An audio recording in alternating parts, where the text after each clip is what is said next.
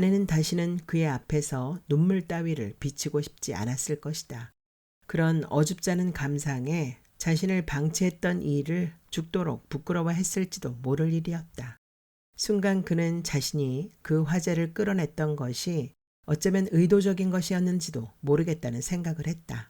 그렇다면, 의도적이었다면 그는 다시 아내의 속살을 보고 싶었던 것일까?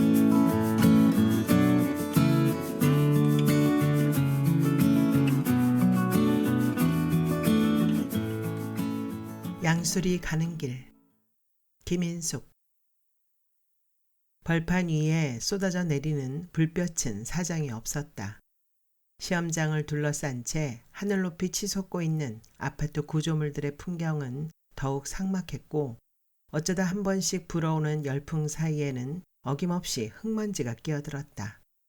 합격과 탈락을 확인하는 마이크 방송 소리, 그보다 먼저 탈락을 알리는 컴퓨터 전자음의 쉼없는 반복, 누군가의 탄식 소리, 모든 것이 마치 욕설처럼만 여겨지는 징그럽게 더운 한낮이었다. 몇 번이나 에러를 내던 공중전화 카드가 겨우 먹혀들어갔다. 그는 숱한 사람들의 입냄새가 더럽게 풍겨나오는 수화기를 힘겹게 들고 서 있다. 부장, 오대리가 나갈 걸로 확실히 믿고 있던 눈치던데 정말 그렇게 된 거야? 몰라. 나중에 얘기해. 어쨌든 팩스 들어오는 거나 잘 처리해 달라고. 전화는 간단하게 끝이 났다. 사실 반드시 할 필요가 있던 전화는 아니었다. 그는 자신이 전화를 통해 듣고자 했던 말이 무엇인가를 알 수가 없었다. 더위 때문일까? 그는 평소만큼의 활력도 유지하기가 힘들었다. 공중전화 부스에서 나와 그는 겨우 한 뼘밖에는 안 되는 그늘을 찾았다. 웬만한 자리에는 벌써 임자들이 있어서 그를 위해서는 손바닥만한 그늘도 변변히 남아있는 것이 없었다. 겨우 몸을 숨기기는 했으나 숨이 막힐 듯한 더위는 피할 수가 없었다. 그냥 갔어야 했는데. 몇 번이나 곱씹은 후회를 다시 되씹으며 그는 주행시험이 치러지고 있는 대기소 쪽을 바라보았다. 아마 아내인 모양이었다. 손을 흔드는 것이. 열기가 일렁이고 있는 아스팔트 저쪽으로 바라보였다. 언뜻 아내의 흰 이빨이 바라보인다 싶었다. 웃고 있는 것일까? 무척 긴장을 하고 있을 터인데도 아내는 웃어 보이는 연기를 할 수가 있다. 최근 들어 아내는 아주 자주 그에게 경이감을 느끼게 하고 있었다. 어쨌든 아내를 끝까지 기다리겠다고 한 것은 몇 번을 생각해도 잘못한 일이었다. 애시당초 그는 아내가 첫 번째 시험에서부터 무난히 코스 합격을 하리라고는 믿지 않았다. 그는 아내가 일찌감치 탈락을 하게 될 것이라 믿었고, 그렇다면 그 모든 일은 오전에 일찌감치 전부 끝이 날 것이란 계산이었다. 그리고 사실 그가 기대했던 것은 아내와 단둘이 있을 수 있는 시간이었다. 월차를 냈던 것도 사실은 그 때문일 테고, 그는 아내를 데리고 어디로라도 드라이브를 나가볼 생각이었다. 굳이 이유를 붙이지 않은 채로도 아내와 여유를 즐길 만한 시간이 필요하다는 느낌이었다. 회사 일을 이야기하는 것은 그러고 나서의 문제였다. 사실 그는 아직도 아내에게 동남아 오지로의 파견 근무에 관한 일을 털어놓을 결심이 서지 않고 있었던 것이다. 3년간의 파견이라. 그는 그 일을 생각할 때마다 왜소해지는 자신의 모습을 느끼곤 했다. 40도를 오르내린다는 끔찍한 더위와 숨막히는 습기에 나라라고 했다. 에어컨조차도 제대로 그 성능을 발휘하지 못한다고 했으니까. 그곳에서 10개월 만에 첫 휴가를 나왔던 조대리의 모습에 대한 기억은 그를 더욱 소심하게 만들었다. 떠나기 전만 해도 80kg를 육박하던 조대리는 10개월 만에 완전히 비비 틀린 걸레 조각처럼 말라버린 데다가 진짜 동남아 사람을 방불케 할 만큼 시커멓게 그을린 모습이었다. 조대리는 휴가 끝에 자기 가솔들을 모두 끌고 비행기를 탔다. 자기 몫의 골프채와 그곳 공장의 현지인 마스터가 부탁했다는 부인용 란제리를 선물로 사들고 자기는 이제부터 귀족의 성으로 복귀하는 것이라고 큰 소리를 쳐댔었다. 그의 부인이 그 나라에서는 구할 수가 없다는 생리대 때문에 고민하는 모습만 엿보이지 않았다면 그들의 모습은 그런대로 꽤 완벽한 행복의 모습일 수도 있었다. 적어도 그들 모두는 내내 웃음을 잃지 않는 모습이었던 것이다. 아내는 자신의 남편이 그런 나라로 떠나야 할 것 같다는 이야기를 듣는다면 도대체 어떤 표정을 지을까? 그는 지친 낯빛으로 다시 한번 손목시계를 내려다보았다. 어디론가 떠나기에는 벌써 너무 늦어버린 시간이었다. 코스 붙었을 때 그냥 가버리는 건데 차라리 잠이나 좀 자둘걸. 그때 마이크에서 아내의 이름을 부르는 소리가 들리는 듯 싶었다. 그는 벌떡 몸을 일으켰다. 아내가 손을 번쩍 들어 자신임을 확인시키고 있는 모습이 보였다. 아내는 놀랄 만큼 생기 있는 모습으로 손을 번쩍 들어 자신을 확인시키고 그리고 차에 올라탔다. 이러다가 정말 합격하는 건 아닐까. 가슴속에 불편한 무게가 들어차는 것이 느껴졌다. 자신을 옹졸한 사내 자식이라고 비난하는 것은 이제 와선 별로 소용이 있는 일이 아니었다. 확실히 그는 아내가 좀 더 오래 면허 따위를 갖지 않기를 바라고 있었다. 그러나 그것은 도대체 무슨 이유 때문인 걸까? 아내가 말한 것처럼 오직 차 때문에? 나 오늘 주행까지 다 패스해버리면 어떻게 할래? 짓궂게 반짝이던 아내의 눈빛이 떠올랐다. 그는 그 눈빛을 모르는 체 하기가 여간 힘든 것이 아니었다. 이런 경우 표정 연기를 수월히 하는 것은 언제나 아내 쪽이었다. 아내는 자신의 진지한 요구를 짓궂은 눈빛 속에 감출 줄도 알았다. 언제부터 아내가 그렇게 능수능란한 여자가 되어 있었던 것일까? 내가 말해? 도대체 뭘? 몰라서 묻는 게 아니라고 생각하겠습니다. 그리고 그렇게 대답하는 건 반대할 수 없다는 뜻으로 알겠습니다. 아내의 말은 자기가 손수 운전을 하게 되면 차를 자기에게 넘겨야 한다는 소리였다. 아내의 말처럼 그는 아내가 하는 말의 뜻을 잘 알고 있었고 그리고 물론 그 말을 반대할 수 있는 입장도 못 되었다.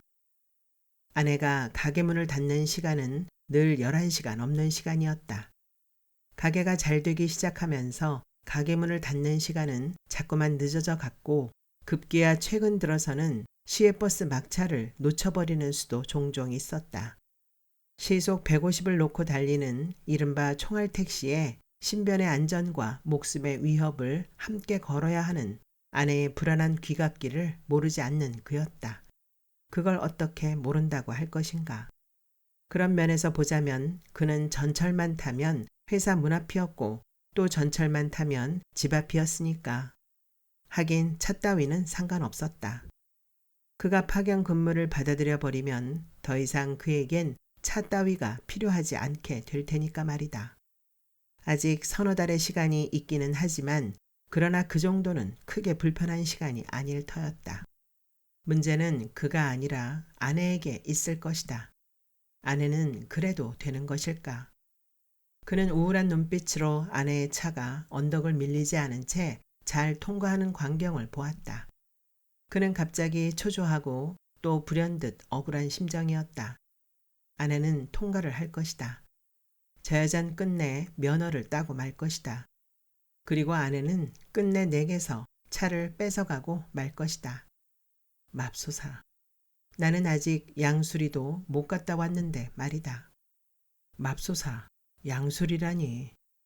그러나 그가 그 순간에 양수리를 생각해낸 것은 조금 어이없다 싶기는 해도 전혀 황당한 일은 아니었다. 2년 전 처음 자기 차를 갖게 된 이후로부터 지금까지 그는 마치 갚지 못한 빚을 안고 사는 사람처럼 양수리를 생각하곤 했다. 양수리에 숨겨둔 애인이라도 있는 거냐고 아내는 곧잘 신기한 사람 보듯이 그를 쳐다보곤 했었다.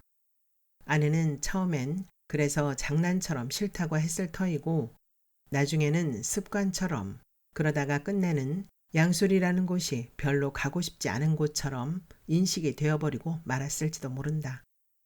종래 아내는 그가 양수리를 입에 올리는 것 자체가 짜증스럽고 귀찮다는 표정이었다. 아내의 표정은 이유 없이도 늘 당당했다. 아내가 별다른 이유 없이 양수리를 싫어하는 것이나 마찬가지로 그가 그렇게 안달을 부리듯 양수리를 입에 올리곤 하는 것도 별다른 이유가 없기는 마찬가지였다. 대학교 3학년 때던가 그는 무작정 새벽 버스를 타고 속초까지 달려가 버린 적이 있었다. 그가 그의 양수리와 첫 대면을 한 것이 바로 그 버스 안에서였다. 새벽 첫 차를 타기 위해 부산을 떨어댄 탓인지 서울을 빠져나가기 전부터 혼곤한 잠에 골아떨어졌던 그가 어떻게 하다가 그 순간에 눈을 뜨게 됐었는지는 모른다. 그는 눈을 뜨자마자 창문 가득히 펼쳐져 있는 물 한 개의 풍경에 시야를 뺏겨버리고 말았다. 여기가 어딥니까? 그는 넋을 잃은 듯한 목소리로 옆좌석의 사람에게 물었고 옆 좌석의 사내가 부스스 잠을 깨며 대꾸했었다. 물 한 개 좋다. 가만히 있자. 여기가 양술인가? 그가 좀 더 충동적인 사람이었다면 그는 그 순간에 속초행을 포기해버렸을지도 모른다. 하긴 방법이 전혀 없는 것은 아닐 테니까 무슨 수를 써서든 그 버스를 멈추게 하려면 할 수도 있었을 것이다. 그만큼 그 새벽녘에 그의 눈앞에 펼쳐진 물 한 개의 풍경은 그의 온 몸을 뒤흔들어 대는 것과 같이 압권의 풍경이었던 것이다. 그러나 그뿐이었다. 그때는 겨우 그뿐에 지나지 않는 일이었고 그가 다시 양수리의 물 한 개와 만나게 된 것은 그로부터 근 10년쯤이나 지나서의 일이었다. 3년 전인가 그때 그는 부서 후배 양현석의 차의 동승에 동부지사로 출장을 가게 됐었다. 후배는 영동 고속도로 대신 국도로 차를 몰았다. 드라이브다 생각하며 가자는 게 양현석의 말이었다. 여기 국도 타봤어요? 양현석이가 물었을 때 그는 처음 고개를 가로저었었다. 그러나 그는 이내 양수리의 물 한 개를 떠올렸고 그래서 문득 반가운 기분이 되어 다시 고개를 끄덕일 수 있었다. 이쪽으로 가다 보면 양수리가 나오지? 양수리 나오죠. 하지만 뭐 양수리가 별겁니까? 나중에 한계령이나 미시령을 넘어보면 진짜 맛은 그거구나 싶을 텐데 지금쯤 단풍이 제법 들었을걸요. 양수리 물 한 개 봤어? 물 한 개요? 그때 막 부서 이동을 해왔던 양현석과는 그는 그다지 각별한 사이가 못 되었다. 몇 번인가의 회식 자리에 내리 불참을 했었던 터라 더욱이 양현석과는 가까워질 수 있는 기회를 만들지 못했었다. 단둘이 앉은 차내의 침묵은 불편했고 저 혼자 악을 써대고 있는 카세트의 노랫소리도 마찬가지였다. 그는 무슨 얘기든지 불편하지 않을 정도의 깊이만을 유지한 채 계속 떠들고 싶었던 것 같다. 쾌활하고 적극적인 성격의 양현석이 내내 먼저 이야기를 풀어나가는 것이 부담스러웠기 때문일 것이다. 대학교 3학년 때 이 길로 가본 적이 있어. 마장동에서 속초행 시외버스를 탔는데 이쪽으로 가더군. 그렇죠. 속초를 가려면 한계령을 넘어야 하니까 국도를 타야죠. 그런가? 강릉엔 몇 번 가봤는데 꼭 대관령을 넘더라고. 그쪽에 친지라도 있나 보죠? 친지는 난 아주 서울 토박인데 강릉에 간 건 피서차 갔던 거고 대학교 때 속초에 갔던 건 미친 바람이 들어서 그렇지. 미친 바람이요?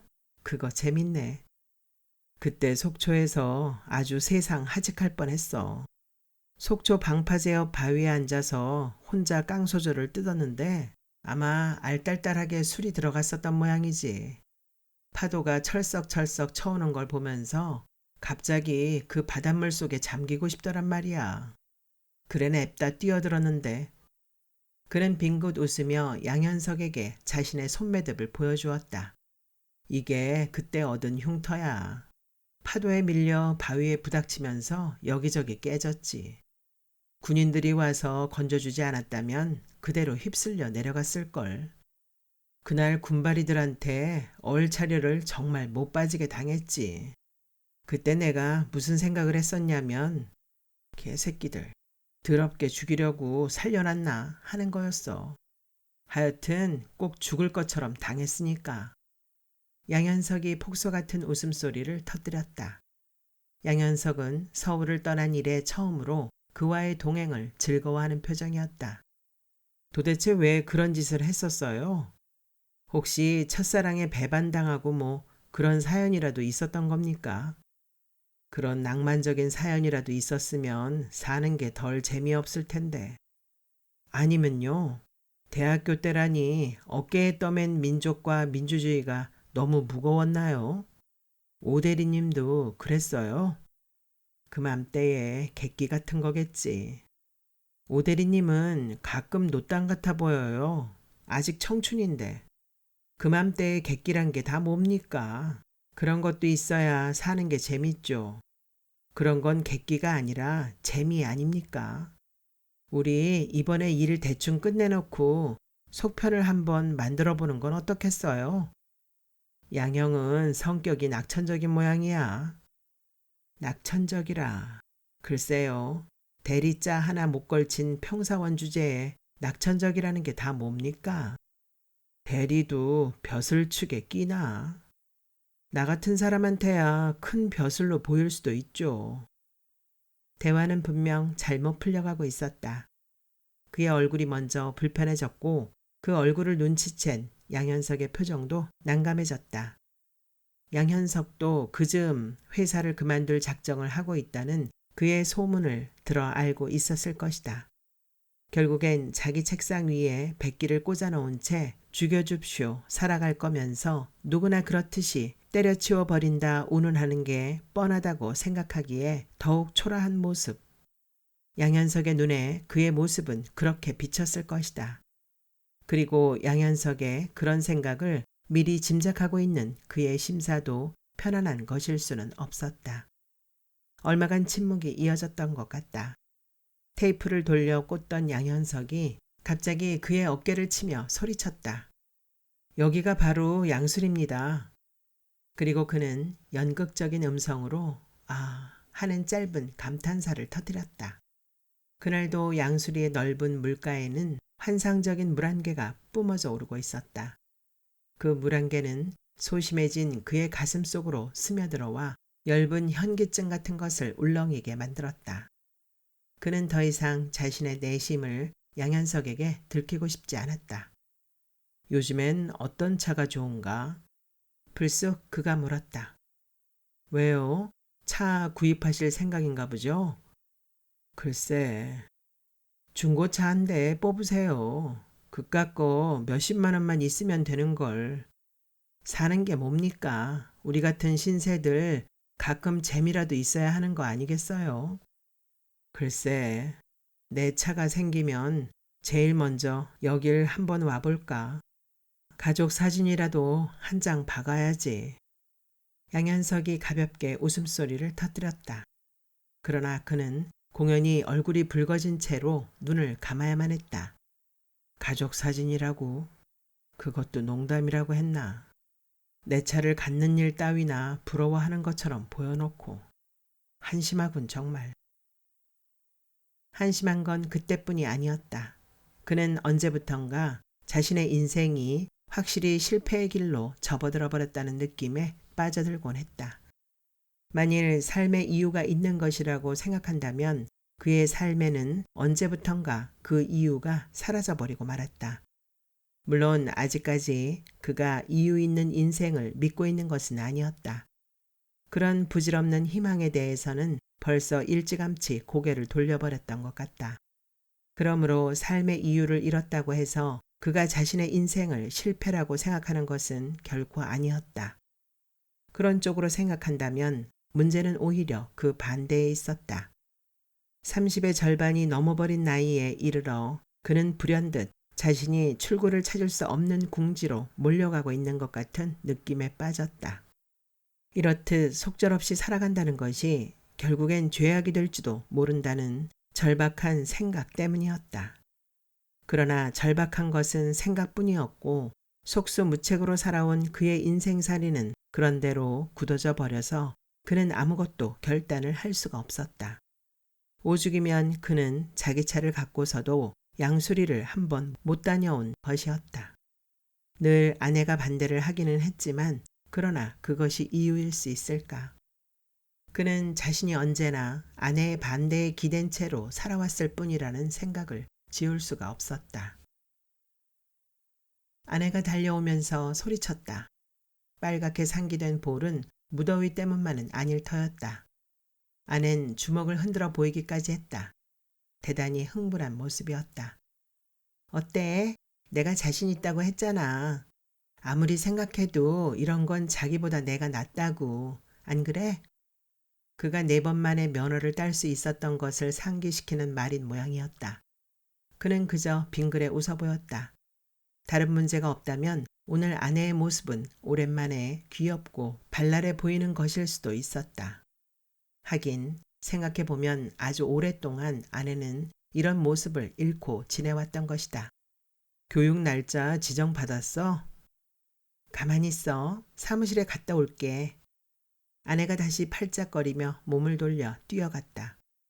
끔찍이 뜨거운 햇살이었음에도 아내는 전혀 그것을 의식하지 않는 것 같았다. 오히려 아내는 그 햇살 속에서 훨씬 더 생기발랄해 보이는 모습이었다. 그는 땀으로 얼룩진 자신의 흰 와이셔츠를 내려다보았다. 땀에 젖은 와이셔츠를 통해 런닝이 그대로 들여다 보였다. 아내가 말한 대로 가벼운 옷차림을 했었으면 훨씬 좋았을 걸 하는 생각을 그는 그제서야 했다. 소매 없는 티셔츠에 반바지 차림의 아내 모습이 부러울 정도로 좋아 보였기 때문이었다. 적어도 오늘 아내의 모습은 30대 중반의 여자로 보이지 않았다. 이봐, 나 차에 가 있을게. 그가 뛰어가고 있는 아내를 향해 소리치자 아내는 뜀박질을 멈추지 않은 채로 고개만 돌려 역시 소리쳤다. 그 차 인제 내 거다. 소리쳐 놓고 아내는 어린아이처럼 용용 죽겠지 하는 모습까지 지어 보였다. 터져나오는 웃음을 주체하지 못하는 그러나 분명히 오늘 그녀는 아름답다. 그는 면허장 밖에 세워놓았던 차로 돌아갔다. 땡볕 아래 서 있던 차는 그대로 찜통이었다. 순식간에 목덜미로 흘러내리는 땀방울을 느끼며 그는 서둘러 에어컨을 틀었다. 찬바람은 금방 나와주지 않았다. 지금이라도 어디든지 나갔다 올까? 월미도, 송도, 하다못해 자유공원에라도. 메가더 동상 아래에서 데이트를 하는 것도 꽤는 원시적이겠군. 그는 다시 10중 8구 그가 가게 될 동남아의 오지를 떠올렸다.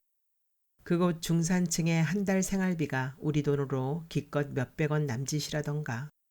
그러므로 그곳에 간다면 최상류층의 생활은 보장이 되고도 남는 일일 터였다.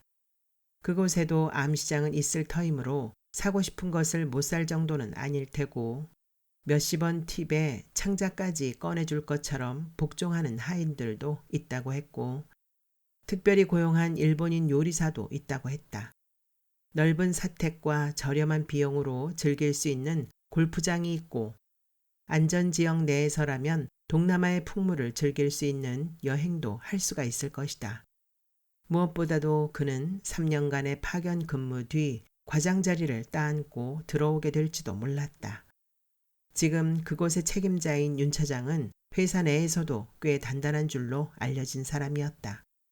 어차피 파견 근무가 피할 수 없는 일이라면 단단한 줄이 있을 때 그 줄을 잡는 것이 좋았다. 썩은 줄을 잡았다가 고생은 고생대로 하고도 다시 들어와서는 채 1년도 안 돼 대기 발령을 받는 수도 있으니까 말이다. 게다가 그는 3년간의 고생의 대가로 국내에서는 도저히 꿈도 꿀 수 없을 서울 입성이 가능해질지도 몰랐다. 서울로 이사 가는 것이 꿈이라는 아내니까. 아내는 어쩌면 그의 파견 근무 수당에 행복한 반색을 할지도 모를 일이었다. 아내가 반가워할 것이 파견 근무 수당뿐일까? 미안해하지 않으면서도 타고 즐길 수가 있는 자기 차가 생기는 것일 테고 그뿐인가? 아내는 남편을 향한 모든 귀찮은 의무로부터 해방이 될 수 있을 것이다. 아내가 불평해왔던 그 모든 일들에 대해서 말이다. 밤 12시에 들어와서도 세탁기를 돌려야 한다든가, 그러고도 새벽같이 일어나서 그의 아침 출근 준비를 도와야 한다든가, 남편 기죽이는 여자라는 시어머니의 비난을 감수해야 한다든가, 그러한 모든 일로부터 말이다. 분명히 아내는 그를 쫓아갈 생각조차 하지 않을 것이 틀림없었다. 이제 곧 유치원에 들어가게 될 아이의 교육 문제를 생각해서도, 그리고 불붙은 듯이 잘 되어가고 있는 가게 때문에라도 그렇고, 그리고 무슨 아쉬운 정이 있어서 남편하고 3년 정도 떨어져 지내는 걸 못 참아 할 것인가. 그는 그 모든 것을 인정할 수 있었다. 아내가 자신과의 불가피한 별거를 오히려 다행스러워할지도 모른다는 짐작에 대해서까지도 말이다. 다만 그가 두려워한 것은 그가 파견 근무에 관한 이야기를 꺼냈을 때 아내가 너무 노골적으로 그것을 반길지도 모른다는 생각 때문이었다. 아내는 너무 기쁜 나머지 그 능수능란한 표정 연기조차도 제대로 해내지 못할지도 모른다. 아니, 아마 틀림없이 그러할 것이다. 문제는 그러한 아내 앞에서 자신이 값없는 표정을 짓지 않을 자신이 없다는 것이었다. 도대체 언제부터 이렇게 왜소한 사내놈이 되어버린 것일까? 아내가 경제 전선에 나선 이후부터였을까? 그러나 딱히 그것만도 아닌 것 같았다. 파견 근무에 관한 이야기가 나오기 전까지는 아내의 두툼한 전대가 그에게도 감격이었던 것이 분명한 사실이니까 말이다. 그렇다면 무엇일까? 그는 또다시 해답 없는 질문에 가로막힌 채 차창 밖을 내다보았다. 에어컨 바람 속에서 바라보는 벌판의 땡볕은 뜻밖의 화려하게 보였다. 사람은 이렇게 간사했다. 그런 면에서 시종일관 발랄하고 생기 있는 모습을 유지하고 있는 아내는 훨씬 더 정직해 보인다. 아내가 달려오고 있는 모습이 보였다.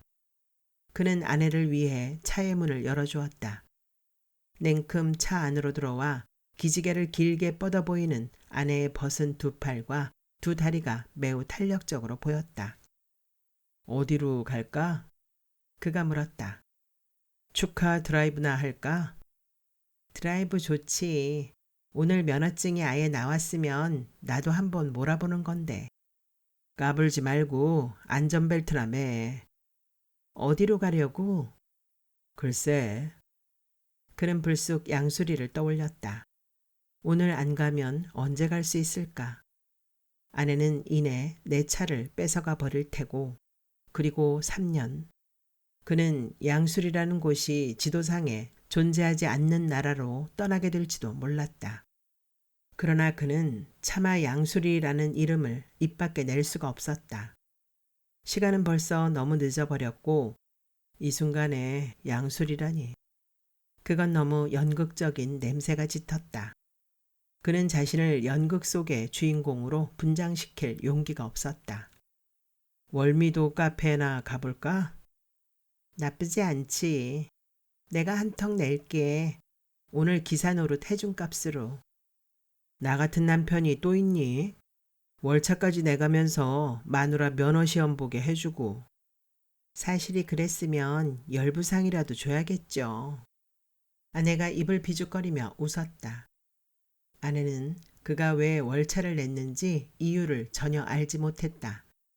그가 아내의 면허시험 일에 맞춰 월차를 낸 것까지는 사실이었다. 그러나 그가 아내와의 시간을 원하고 있다는 것을 아내는 알지 못할 것이었다. 그런 걸 짐작할 수 있기에는 그들의 관계가 너무 낡아버렸다. 어떤 부부나 그렇듯이 그들에게 새삼스러운 시간이 필요할 것은 없었다. 아니, 없어야 했다. 그건 좋은 일이 아니었다.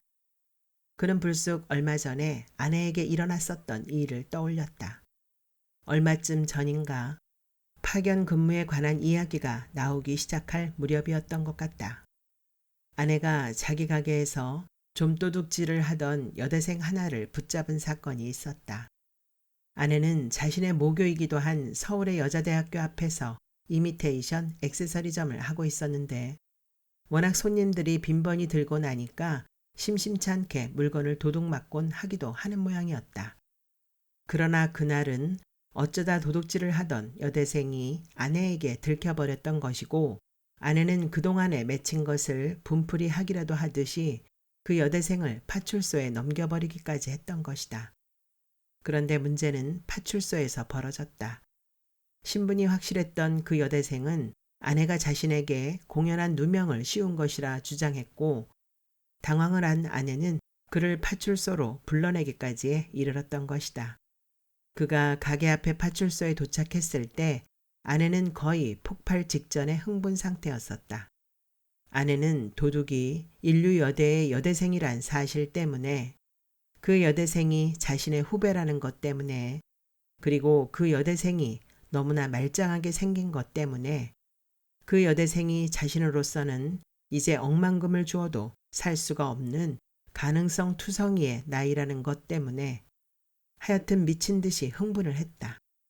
그가 보기에도 아내가 지나치게 흥분을 한다 싶었다.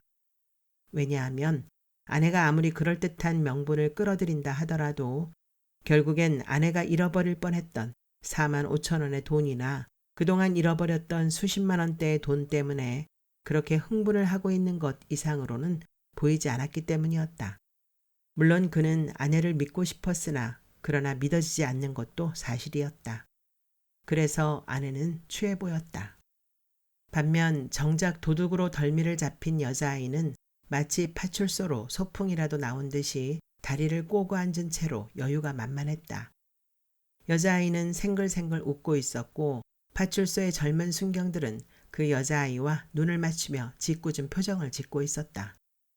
아줌마 좀 조용히 해요. 아내가 자꾸 언성을 높이자 순경들이 몇 번이나 아내에게 주의를 주었다. 아내는 자신이 터무니없는 모욕을 당한다고 생각하는 것 같았다. 아내의 얼굴이 발끈 달아오르는 순간 다시 한번 순경의 고함 소리가 터졌다. 아줌마, 거 왜 자꾸 시끄럽게 그래요? 여기가 아줌마네 집 안방이야. 새파랗게 젊은 순경의 아줌마라는 소리가 그에게만 거슬렸던 것은 아닐 터였다. 그날 자정이 넘어 돌아오던 고속도로에서 아내는 끝내 삐질삐질 울음을 짜냈던 것이다. 맙소사. 그는 아내가 그렇게 울 수도 있다는 사실에 놀란 나머지 급 브레이크를 잡아버릴 뻔하기까지 했다. 바보같이 왜 울어? 그가 화난 목소리를 내자 아내의 울음 섞인 말이었다. 난 어쩌다 이런 아줌마가 됐지. 아내는 휴지를 뽑아 코를 풀어댔다. 그리고 다시 말하는 것이었다. 나도 꿈이란 게 있었는데, 그런 시절이 있었는데, 그치? 우리도 꿈이 있었지. 그런 시절이 있었지. 그건 좋은 일이 아니었다. 그들이 새삼스레 꿈 따위를 들먹거리는 일은 추억 더듬기 따위의 수준이 아니라 뜻밖의 아주 고약한 상처가 될 수도 있는 일이었다. 그는 그때의 그 고약한 기분을 오래 잊을 수가 없었다. 그런 비일상적인 일은 가급적 일어나지 말아야 할 나쁜 일들이었다. 그러나 아내의 말처럼 그들에게도 꿈이 있던 시절이 있었던 것은 사실이다. 아니, 적어도 그에게는 꿈이 있던 시절이 있었다. 살아가는 일을 속수무책으로 방치하지 않았던 때, 그때가 언제인가는 중요한 일이 아니다. 그것이 무엇이었던가도 중요한 것은 아니다. 중요한 것은 그가 뚜렷한 이유를 갖고 살았다는 것이다. 비록 좌절하고 절망할 망정 그것을 딛고 다시 바라볼 내일이 있었다는 게 중요했다. 안 그런가? 방황조차도 목숨을 걸고 했을 망정 그 방황의 끝에는 또 다른 시작이 있었으니까 말이다. 그의 그 아스름한 추억 속에는 속초 방파제의 풍경이 있다.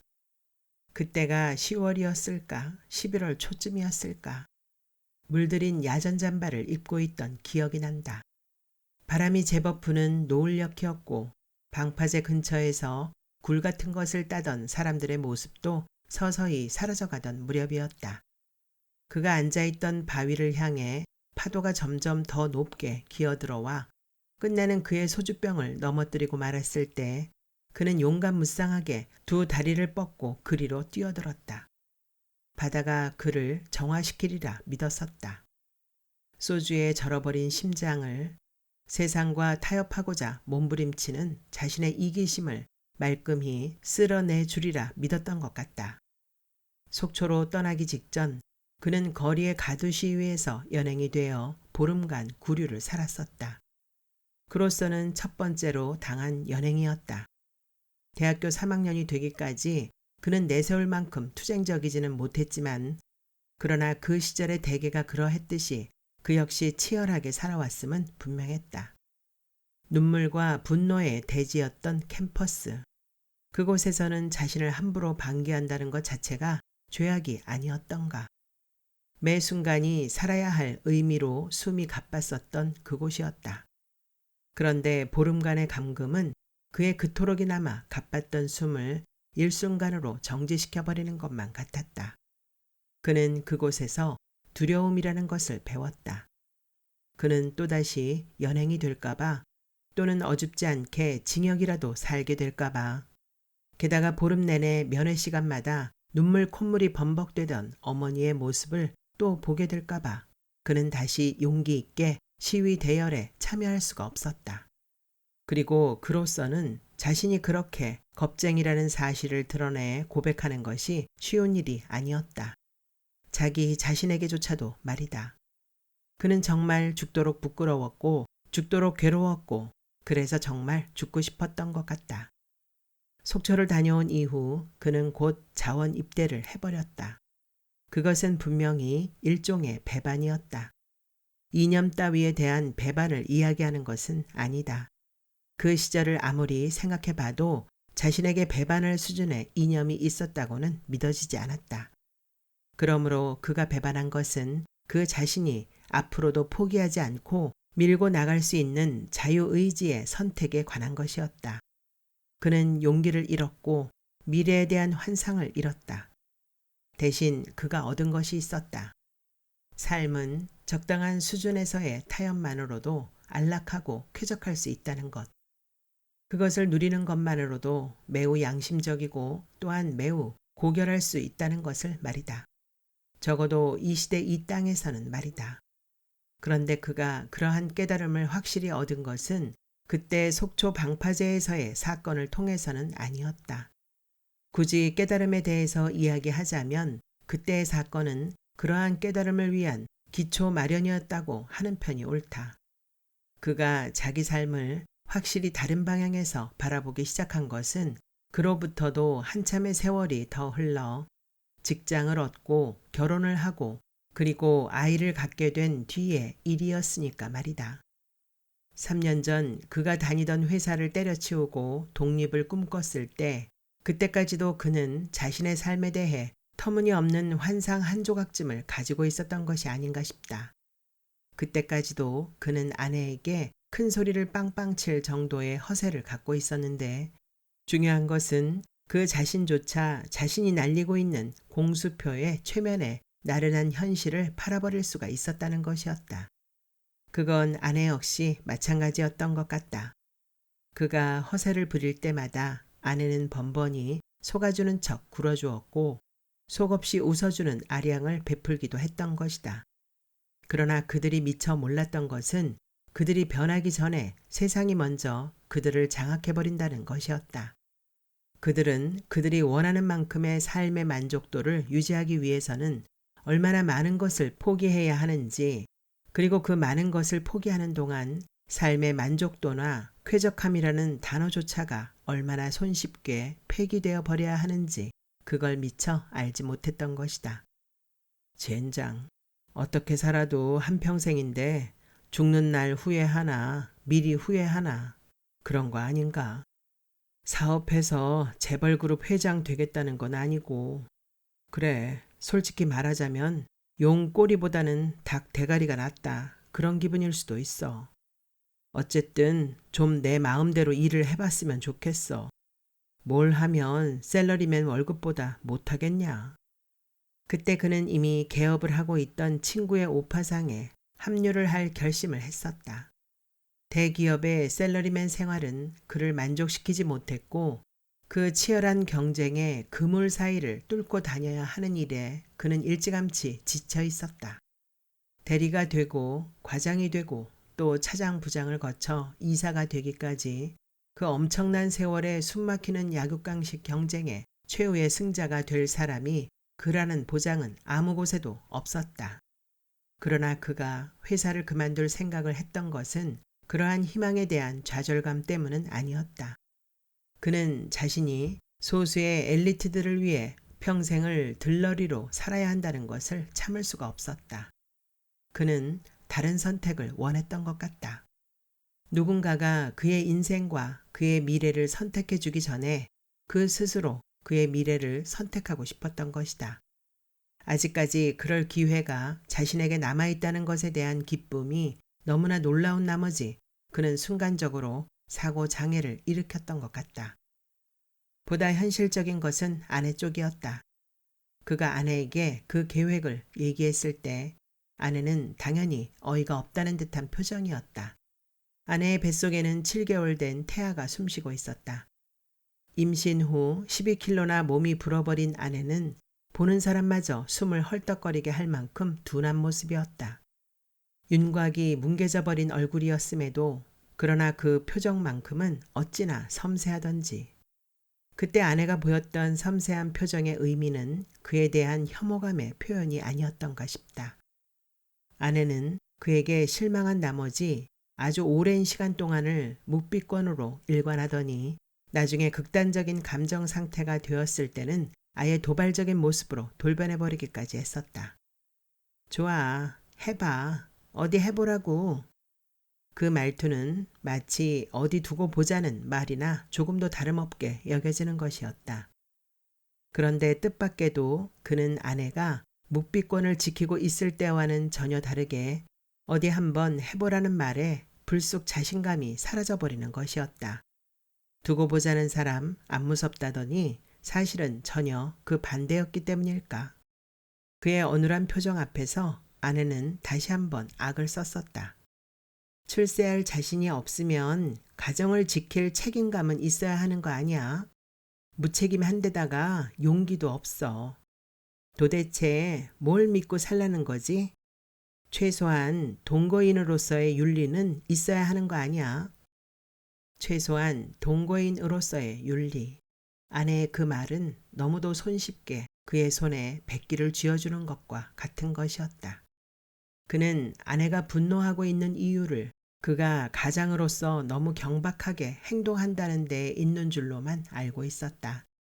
하긴 특별한 비전이 있는 것도 아닌 널리고 널린 오파상 하나를 그것도 친구 밑으로 들어가는 주제에 독립이랍시고 떠들어대는 것이 한심하게 보려면 충분히 그럴 수도 있는 것이라는 걸 그 역시 인정하지 않을 수가 없었다. 그런데 아내는 말했던 것이다. 최소한 동거인으로서의 윤리. 그 말을 통해 아내는 자신이 결코 그에게 가장으로서의 책임을 기대하지 않았다는 것을 밝혔던 것이다. 하긴 그랬다. 결혼 2년간 그가 아내에게 가장으로서의 든든한 모습을 보일 수 있었던 것이 몇 차례나 되었을까. 그는 처음엔 어이가 없었고 나중엔 화가 났고 또 억울해졌다. 결혼 이후 그는 적어도 최선을 다하기는 했다. 자의로 그러했든 강요에 의해 그러했든 어쨌든 자신의 모든 것을 팔아가며 최선을 다한 것만큼은 사실이었다. 그런데도 그는 가장 노릇조차도 할 수가 없었던 것이다. 결국 그는 백기를 들고 포기를 선언해버렸다. 그에게 있어 가정이란 울타리라는 것이 최후의 보루인 것인지 아니면 시종 일관의 굴레였던 건지는 알 수 없다. 어쨌든 그는 전자를 선택하지 않을 수 없었다. 왜냐하면 그는 인간으로 또는 남자로 마지막 허세를 부릴 수 있는 곳이 오직 그곳밖에 없다는 것을 알고 있었고 그런 의미에서라도 가정은 지켜져야 했다. 두고 보자고 두 눈에 쌍심지를 켜는 여자 앞에서 무모한 도전을 할 용기 같은 건 없었다. 그리고 그는 이제 더 이상 의문을 제기하지 않을 작정을 했다. 삶은 결코 지고한 희망 따위가 아니고 무수한 타협의 연속이라는 사실에 대해서 말이다. 그는 자신의 인생이 프로메테우스의 바위 덩어리를 등짝에 올려맨 채 끝없는 행군을 계속해야만 하는 고행일 필요가 전혀 없다는 것을 받아들였고, 아니, 그렇게 할 수조차 없다는 것을 깨달았고, 그는 그저 살아갈 뿐이었다. 가급적 무사히 말이다. 아내는 그에게 그들에게도 꿈이 있었지 않느냐고 물었었다. 아내를 그에게서 꿈이 사라지게 만든 공범자 또는 장본인이다 라고 말하고 싶지는 않았다. 그렇게 말한다면 그 역시 떳떳할 것은 없다. 그는 아내가 그토록이나 불쌍한 얼굴로 삐질삐질 울음을 짜내는 모습을 보는 순간 외치고 싶은 충동을 억누르기가 힘들었다. 그는 그럼 이제 와서 뭘 어쩌겠느냐고 되묻고 싶었다. 이제 와서 내게 뭘 원하는 거지? 나더러 뭘 어쩌라고. 나 파견 근무 나갈까? 3년은 금방이야. 파견 수당도 꽤 될 테고. 갔다 오면 승진도 할 수 있을 거야. 어떻게 보면 이런 기회도 쉽지 않은 건데 그냥 오케이 해버릴까? 물론 당신은 그냥 여기 있어도 돼. 편지 자주 할게. 전화도. 참, 전화는 연결이 잘 안 된다더라. 그래도 가끔은 하지 뭐. 당신은 그동안 당신 친정에 들어가 있어. 그럼 아이 문제도 해결이 되고 가게 일에도 전념할 수 있을 테고. 당신도 당신 일 좀 더 확실히 해보고 싶다고 했잖아. 이건 정말 좋은 기회야. 아직 기회가 있어. 아직은 기회가 있다고. 월미도에도 햇살만 거센 채 바람은 불지 않았다. 그늘을 찾을 수 없는 광장을 일찌감치 벗어나 그들은 곧 카페로 찾아 들어갔다. 막상 데이트라고 카페에 들어서기는 했으나 마주 앉은 채로 할 말이 별로 없었다. 웨이터가 가져다 준 메뉴판을 보면서 아내가 눈살을 찌푸렸다. 그래도 아내는 커피값이 비싸다는 말을 꺼내지는 않았다. 아내 역시 모처럼의 시간을 망치고 싶지는 않은 모양이었다. 그가 웨이터에게 커피 2잔을 시켰으나 웨이터는 음료수만은 안 된다는 대답이었다. 뭐 먹을래? 아내에게 그가 묻자 아내는 곧 일어서 버리고 싶은 얼굴이었다. 그가 급히 스테이크를 하나 시켰다. 아내가 그냥 일어서 버린다면 다시는 시간을 만들 수 없을 것 같은 생각 때문이었다. 돈가스나 하나 시키지. 아내는 못마땅한 얼굴이긴 했지만 굳이 취소를 할 생각까지는 없는 모양이었다. 아내가 이 정도의 여유를 부릴 수 있는 것도 대학가에서 가게를 하고 있기 때문일 것이었다. 그는 아내가 비싼 스테이크 값을 견뎌주는 것이 고마우면서도 또 한편으로는 아득바득 짜장면이나 냉면 따위를 우기지 않는 모습에서 서운함을 느꼈다. 맥주 한 잔씩 할까? 그가 물었다. 아내는 창밖의 바다를 내다보고 있다가 고개를 돌렸다. 음주운전 하려고? 한 잔 정도는 괜찮아. 뭐가 괜찮아? 금방 일어서야 할 텐데. 그는 맥주 시키는 것을 포기했다. 꼭 맥주를 마시고 싶었던 것도 아니었다. 다만 그는 아내와 새로운 분위기 속에서 이야기를 하고 싶은 것일 뿐이었다. 그러나 그는 실마리를 찾을 수가 없었고 무료한 듯한 시간이 속수무책으로 흘렀다. 무슨 말이든 해야겠다는 강박관념 속에서 불쑥 입을 열었는데 자신도 모르는 사이에 튀어나온 말이었다. 그 여자앤 어떻게 됐어? 누구? 아내는 모르는 채 했다.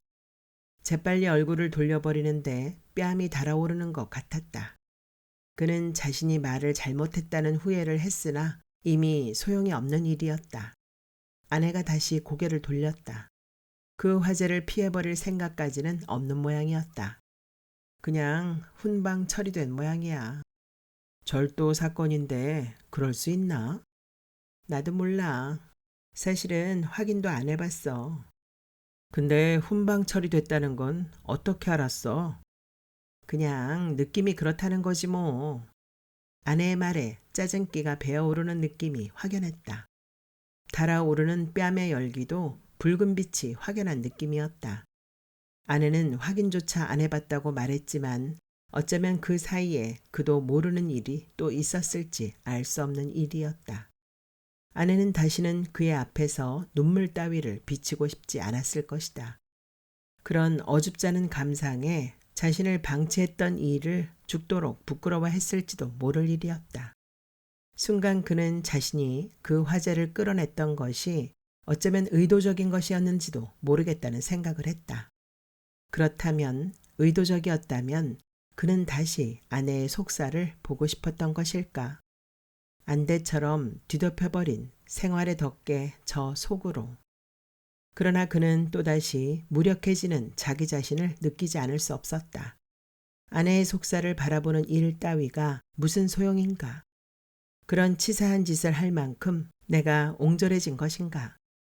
그는 정작 중요한 것은 아내가 아니라 바로 자신이었다는 것을 잘 알고 있었다. 그는 스테이크보다 먼저 나온 커피를 한 모금 마셨다. 뜨거운 커피에 아릿한 통증 같은 것이 다가왔다.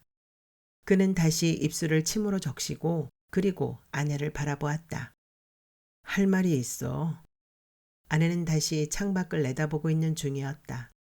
파도가 느껴지지 않는 바다, 마치 호수같이 잠들어 있는 바다였다. 그가 할 말이 있다고 했음에도 아내의 시선은 오래 그에게로 돌아오지 않았다. 그는 초조한 심정을 금할 수가 없었다. 이 순간을 놓친다면 그는 아내에게 다시는 말을 꺼낼 기회를 잡을 수가 없을 것 같았다. 어쩌면 비행기를 타는 순간까지, 아니 심지어는 동남아 그 오지의 나라에 발을 딛게 될 때까지도 말이다. 아주 잠깐 사이였음에도 그는 무참한 상상에 시달렸다. 그가 그 오지의 나라 공항에 도착해 방향을 잃은 생쥐처럼 쩔쩔매며 비로소 아내에게 전화를 거는 상상을 말이다. 아내는 아마 단잠에 빠져 있다가 전화를 받을 터이고 그리고 아마 물을 것이다. 어디야? 왜 안 들어와? 여기 나 파견 나왔어. 당신도 알지? 조델이 있던 나라. 여기 공항이야. 김포가 아니라 이 나라 공항이라고. 난 앞으로 3년간 여기에 있게 될 거야. 당신이 보고 싶을 거야. 얘기 안 하고 떠나온 건 미안해. 당신을 사랑해. 연애 시절처럼. 그래서 눈물이 나올까봐 말이야. 당신을 떠나고 싶지 않을까봐 얘기할 수가 없었던 거야. 이해하지? 난 당신을 사랑해. 우리가 처음 만났을 때 그때처럼 똑같이 말이야. 정말 아무것도 달라진 건 없어. 그게 중요한 거야. 당신은 그걸 이해해야 돼. 그 무참한 상상 끝에 그는 불쑥 눈물 같은 것이 비어져 나오는 느낌에 사로잡혔다. 그가 다시 아내를 불렀다. 그러나 아내는 그의 말을 가로막아 버렸다. 내가 먼저야. 아내는 눈을 빛내며 그를 바라보았다. 차는 안 돼. 하지만 출근은 내가 시켜줄게. 대신 차는 내가 몰 거야. 그렇게 해줄 거지? 차가 그렇게 중요하니? 그렇게 말하면 어떡해. 그런 식으로 말하면 당신도 마찬가지잖아. 차를 몰고 싶어서 그러는 거 아니란 거 알잖아. 그래, 알아. 차가 중요한 건 아니야. 그럼 무슨 말을 하려고? 아내의 말투는 확실히 도전적이었다. 그는 두 손을 들어 얼굴을 쓸어내렸다. 그리고 다시 아내를 바라보았다. 그 사이 아내는 한 발 물러선 듯한 표정으로 돌아서 있었다. 아내는 얼굴에 애교를 가득 담고 그리고 투정을 부리는 듯한 말투로 말하는 것이었다. 나 차 몰기 시작하면 첫 기념으로 그래, 우리 양수리 갔다 오자. 당신 맨날 양수리 타령했잖아. 까짓거 한번 갔다 오지 뭐. 새벽에 나서면 물 한 개 볼 수 있다고 했지? 도시락 싸가지고 우리 식구 전부 양수리에 갔다 오면 좋겠다. 당신이 나 시외 연수도 시켜주고 그럼 좋잖아. 그치? 그래.